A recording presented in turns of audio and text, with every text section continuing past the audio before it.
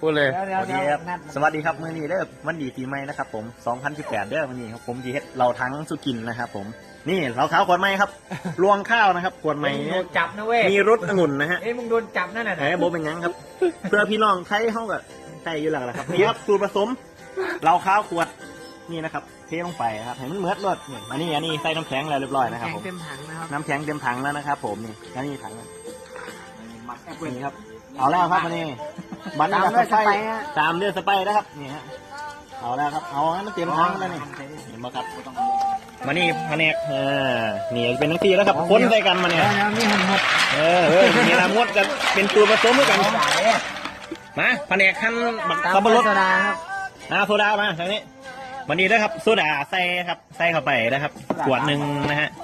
ขวดหนึ่งขวดสองมาเนี่ยเทเข้าไปเลยเอามันเหลือขวด ขวดนึงอยู่ ที่จริงใส่3 ขวดนะแต่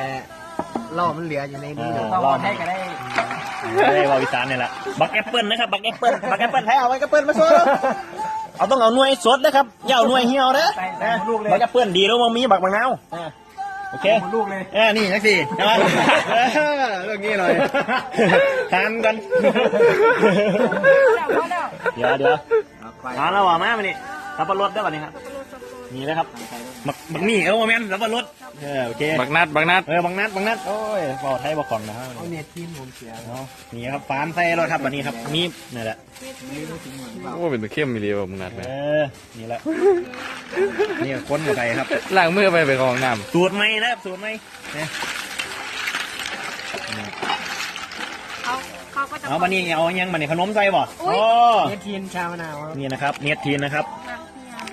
2 ละ 5 บาท10 บาทก็ว่าไปนะฮะดีดก่อนตอนแรกดีดเหมือนกาแฟนั่นแหละตอนเช้าที่เรากินกัน2 ซองพอ2 ซองนะฮะขยำเข้าไปเดี๋ยวมีด้วยว่ะโอเคนะฮะโอ้เบียร์ก็ทายมันคืออันนั้นใช่ปะเนาะตอนนี้ยังดีนะเต็มฮะ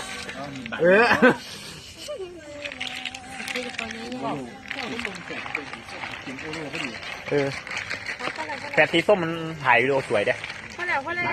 ตัดชิ้นเบิ้งตัดเอาตัดเร็วๆพรีเซนเตอร์เอาดิเอาพรีเซนเตอร์ครับเอาพรีเซนเตอร์นะครับเป็นยังไงรสชาติพี่บอกกันหน่อยนะครับโอ้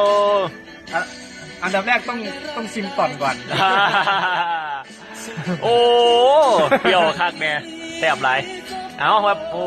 ยเป็นยังไงครับเป็นสูตรเย็นเขียนเข้ามาซิมก่อนของมันดูจากหน้าก็รู้ว่าสุดยอดโอเค